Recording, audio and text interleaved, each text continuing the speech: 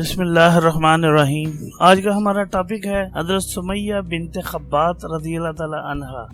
مکہ مکرمہ سے 330 کلومیٹر دور وادی بدر کے سنگلاخ میدان میں کفار کے 70 سرداروں اور جنگجوؤں کی لاشیں بکھری ہوئی پڑی تھی۔ ان میں رئیس مکہ اور دشمن ابو جہل، جس کی سربریدہ لاش دنیا کے متکبر اور ظالم و جابر لوگوں کو دعوت دے رہی ہے کہ دیکھو مجھے جو دیدہ عبرت نگاہ ہو۔ حضرت عبداللہ بن مسعود رسول اللہ صلی اللہ علیہ وآلہ وسلم کے خیمے میں داخل ہوئے اور اس کا سر حضرت صلی اللہ علیہ وآلہ وسلم کے قدموں میں رکھتے ہوئے عرض کیا، یا رسول اللہ صلی اللہ علیہ وآلہ وسلم، یہ رہا اللہ اور اس کے رسول کے دشمن ابو جہل کا سر۔ نبی کریم صلی اللہ علیہ وآلہ وسلم نے اللہ کی حمد و ثنا کے بعد ارشاد فرمایا، یہ اس امت کا فرعون تھا۔ پھر صحابہ کرام کی جانب متلاشی نگاہوں سے دیکھتے ہوئے فرمایا، عمار کہاں ہے؟ اسے بلاؤ۔ حضرت عمار خدمت اقدس میں حاضر ہوئے تو اللہ کے نبی صلی اللہ علیہ وآلہ وسلم نے فرمایا، اے عمار، یہ ہے تمہاری ماں کا قاتل جسے اللہ نے قتل کر دیا۔ حضرت عمار نے ابو جہل کے مکروہ سر کی جانب دیکھا تو ماں کی شہادت کا منظر نگاہوں میں گھوم گیا۔ مظلومیت و بے بسی کی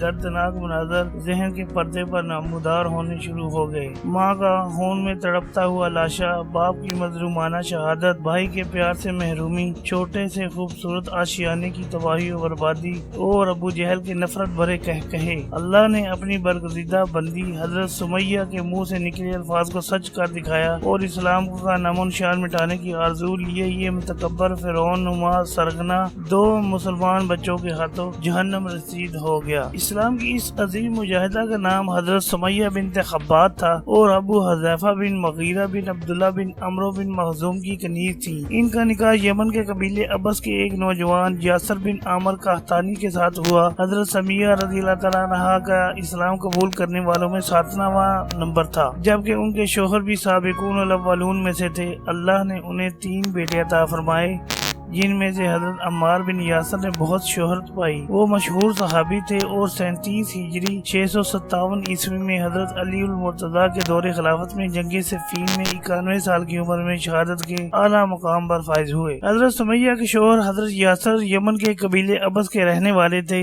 ملکہ سبا کے دارالحکومت مارب کی تباہی کے بعد وہاں کے حالات بہت خراب ہو گئے۔ ایسے میں حضرت یاسر کا ایک جوان سال بھائی خاموشی سے گھر چھوڑ کر کہیں چلا گیا۔ والدین کے شدید اصرار پر وہ اپنے 2 بھائیوں حارث اور مالک کے ساتھ بھائی کی کھوج لگاتے ہوئے مکہ جا پہنچے۔ کافی تلاش و جستجو کے بعد بھی جب کوئی سراغ نہ ملا تو ساتھ آنے والے دونوں بھائی تو مایوس ہو کر واپس چلے گئے، لیکن یاسر کو مکے کی محبت نے اپنا اسیر بنا لیا۔ وہاں ان کی ملاقات ابو جہل کے چچا قبیلہ بن مخزوم کے سردار محشم بن مغیرہ مخزومے سے ہو گئی۔ محشم اپنی کنیت ابو حذیفہ سے مشہور تھے۔ ابو حذیفہ نے انہیں اپنے پاس رکھ لیا۔ ان کے پاس سمیہ بنت خبات نامی ایک کنیز تھی جن کی یاسر سے شادی کر دی۔ 571 عیسوی میں حضرت یاسر کے یہاں عمار کی ولادت ہوئی۔ اسی سال اللہ کے نبی صلی اللہ علیہ وآلہ وسلم کی ولادت باسعادت ہوئی تھی۔ ابو حذیفہ نے عمار کی پیدائش کے بعد حضرت سمیہ کو آزاد کر دیا تھا، لیکن یہ خاندان آخر تک ابو حذیفہ کے ساتھ ہی مقیم رہا۔ رسول اللہ صلی اللہ علیہ وآلہ وسلم کی بعثت سے پہلے ابو حذیفہ کا انتقال ہوا تو قبیلہ بن مخزوم کی سربراہی عمرو بن حشام ابو جہل کے پاس آ گئی۔ ابو جہل اپنے چچا ابو حذیفہ کے برعکس تھا۔ اس نے یاسر اور سمیہ کو زبردستی اپنی غلامی میں لے لیا، حالانکہ ابو حذیفہ انہیں بہت پہلے آزاد کر چکا تھا۔ یہ حضرت صلی اللہ علیہ وآلہ وسلم کی جوانی کا دور تھا۔ اہل مکہ آپ صلی اللہ علیہ وآلہ وسلم پر اپنی محبتیں نچھاور کرتے اور صادق و امین کے نام سے یاد کرتے۔ آپ صلی اللہ علیہ وآلہ وسلم 40 برس کے ہوئے تو اللہ تعالیٰ نے اعلان نبوت کا حکم دیا۔ اسلام کے سورج کی روشن کرنیں غار حرا سے نکل کر دنیا کو منور کرنے کے لیے بےتاب تھیں۔ آپ صلی اللہ علیہ وآلہ وسلم کے چند بہت ہی قریبی احباب اسلام قبول کر چکے تھے، جن میں حضرت سمیہ اور ان کے شوہر اور بیٹے بھی شامل تھے۔ ایک روایت کے مطابق حضرت بلال حبشی بھی اسلام کا قبول کر چکے تھے، جنہیں حضرت ابو بکر صدیق نے امیہ بن حلف سے خرید کر آزاد کر دیا تھا۔ حضرت بلال کے حضرت سمیہ کے خاندان سے تعلقات تھے، چنانچہ وہ انہیں حضرت ابو بکر کے پاس لے گئے، جنہوں نے ان کی حضور صلی اللہ علیہ وآلہ وسلم سے ملاقات کروائی اور اسی ملاقات کے دوران وہ سب مسلمان ہو گئی۔ حضرت عبداللہ بن مسعود فرماتے ہیں کہ حضرت ابو بکر، حضرت علی المرتضی، حضرت خدیجہ الکبریٰ، حضرت سمیہ، حضرت یاسر، حضرت عمار، حضرت بلال اور حضرت صہیب سب سے پہلے اسلام لانے والوں میں سے تھے۔ حضرت عمار بن یاسر سے بخاری شریف میں ایک روایت مروی ہے کہ میں نے رسول اللہ صلی اللہ علیہ وسلم کو اس وقت دیکھا جب آپ صلی اللہ علیہ وسلم کے ساتھ 5 غلام، 2 عورتیں اور ابو بکر کے سوا اور کوئی نہ تھا۔ جب ابو جہل کو حضرت سمیہ کے خاندان کے قبول اسلام کا علم ہوا تو وہ غصے سے پاگل ہو گیا۔ یہ شخص اللہ اور اس کے رسول صلی اللہ علیہ وسلم کی دشمنی نے تمام حدود پار کر چکا تھا۔ اسلام کے ابتدائی دنوں میں غریب، غرباء، غلام، خادم، کنیزیں اور مجبور و مفلس لوگ ہی مسلمان ہوئے تھے جنہیں ان کے آقا اور قبائل کے با اثر افراد بدترین ظلم و ستم کا نشانہ بناتے۔ ابو جہل جیسے ظالم و جابر اسلام کے شدید ترین دشمن کو ایک کنیزوں کو اسلام قبول کرنا گوارا نہ تھا۔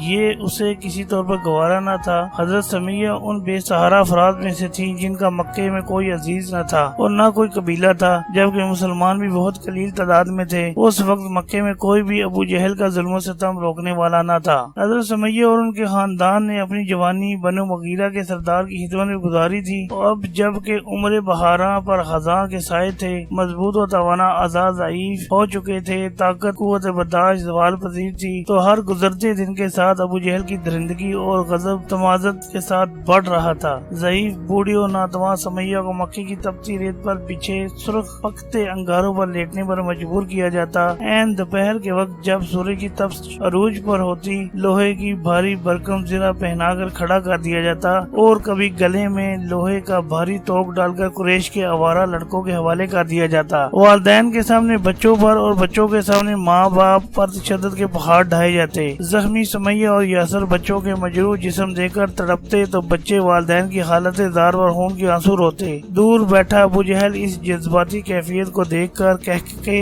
بلند کرتا اور مغلظات کے ساتھ کفریہ جملے بکتا، لیکن آفرین ہے اسلام کے ان جان نثاروں پر کہ یہ سب ظلم و ستم برداشت کرنے کے بعد بھی ان کا پاؤں ذرا بھی ڈگمگایا نہ تھا۔ اللہ کے رسول صلی اللہ علیہ وسلم اس مظلوم و بے آسرا خاندان پر ابو جہل کے ہاتھوں ڈھائے جانے والے مظالم دیکھتے تو دعا کرتے، فرماتے اے اللہ آل یاسر کو صبر عطا فرما، اے آل یاسر تمہارے لیے کا وعدہ ہے۔ ایک بار آپ صلی اللہ علیہ وسلم فرمایا آل یاسر کے لیے جنت بے قرار ہے۔ قریش کی نظر میں عورت کی حیثیت بے جان کھلونے سے زیادہ نہ تھی۔ عورت گھر کی وہ باندھی تھی جس کا کام محض مرد کی خدمت کرنا اور اس کا ہر حکم بجا لانا تھا۔ اہل قریش اور خاص طور پر بنو مغیرہ اس بات کو اپنے لیے باعث شرم سمجھتے تھے کہ ایک معمولی بوڑھی کنیز اس قدر ظلم و تشدد کے بعد بھی بنو مغیرہ کی طاقتور سردار کے سامنے سیسا پلائی دیوار کی مانند مضبوطی سے کھڑی ہے۔ ایک دوپہر ابو جہل اپنا تیز دھار نیزہ ہاتھ میں لیے زخموں سے نڈھال حضرت سمیہ کے پاس جا پہنچا اور گرجتے ہوئے بولا، اے بوڑھی کنیز، آج تجھے فیصلہ کرنا ہے کہ تو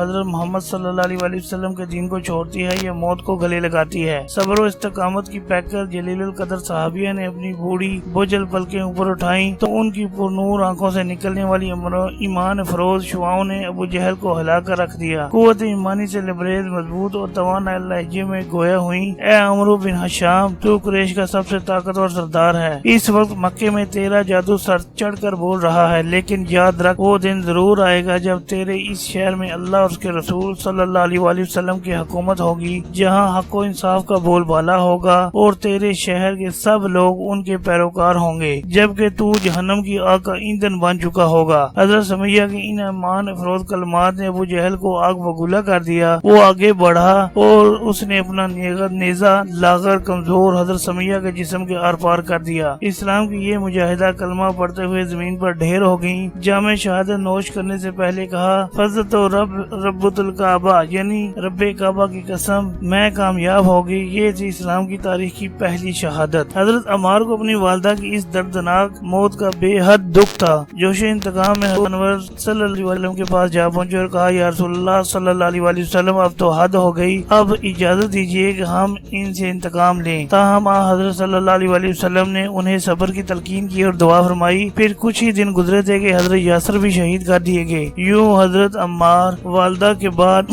والد کی شفقت سے بھی محروم ہو گئے۔ بلا شبہ اسلام کے ابتدائی دور کی ان برگزیدہ شخصیات کی سیرت آج کی نوجوان نسل کے لیے مینارہ نور ہے۔ یہ وہ ہستیاں ہیں جنہوں نے اپنے خون سے اللہ کے دین کی آبیاری کی، یقیناً مسلمانوں کی کامیابی و کامرانی انہی کی وجہ سے تھی کہ ہم نبی کریم صلی اللہ علیہ وآلہ وسلم، صحابہ کرام اور صحابیات کی سیرت و نور کے پڑھ کر اپنے دلوں کو منور کر سکتے ہیں۔